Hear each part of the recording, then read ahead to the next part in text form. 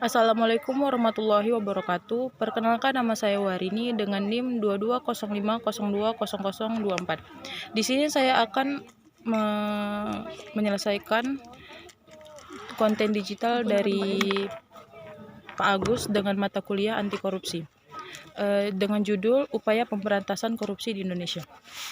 Pada kali ini ada yang bilang upaya yang paling tepat untuk memberantas korupsi adalah menghukum pidana seberat-beratnya pelaku korupsi. Ada pula yang berpendapat untuk mencegah korupsi, sistem dan lembaga pemerintahan serta lembaga-lembaga negara harus direformasi.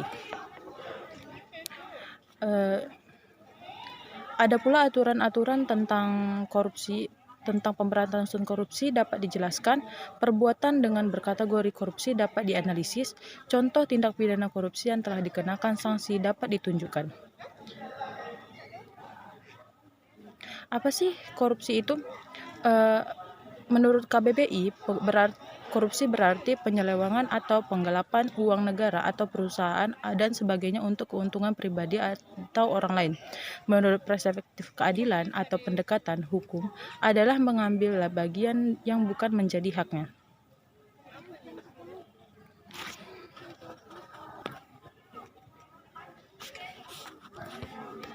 Menurut Undang-Undang Nomor 31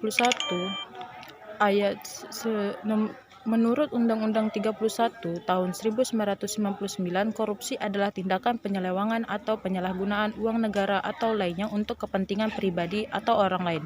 Menurut Undang-Undang Nomor 28 tahun 1999, korupsi adalah tindak pidana sebagaimana dimaksud dalam ketentuan perundang-undangan yang mengatur tentang tindak pidana korupsi. Pada hakikatnya, korupsi merupakan tingkah laku yang menyimpang dari tugas-tugas resmi suatu jabatan secara sengaja untuk memperoleh keuntungan berupa status, kekayaan, atau uang untuk perorangan.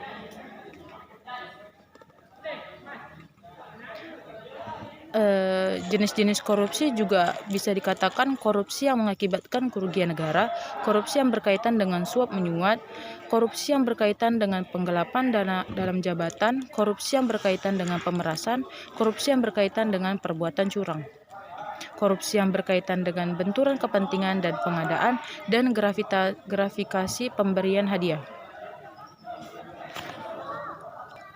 Adapun upaya-upaya yang harus dilakukan dalam pemberantasan korupsi di Indonesia ialah pertama, menegakkan hukum secara adil dan konsisten sesuai dengan peraturan perundang-undangan dan norma-norma nilai yang berlaku.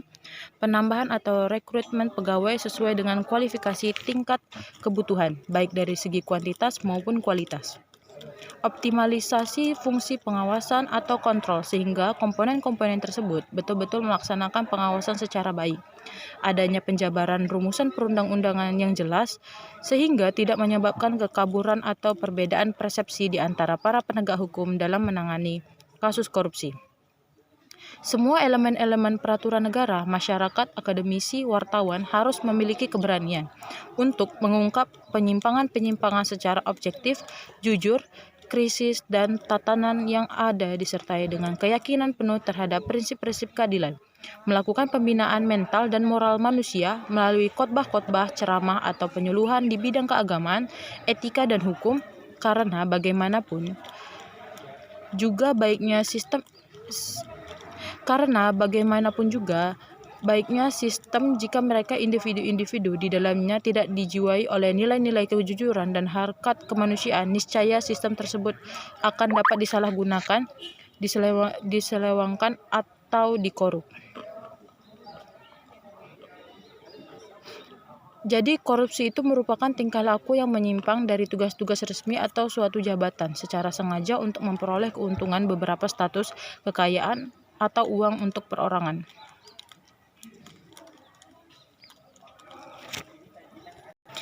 Baik, di situ adalah beberapa materi yang saya bahas. Jika ada salah, mohon dimaafkan. Salah anjir. Iya, janganlah. Assalamualaikum warahmatullahi wabarakatuh.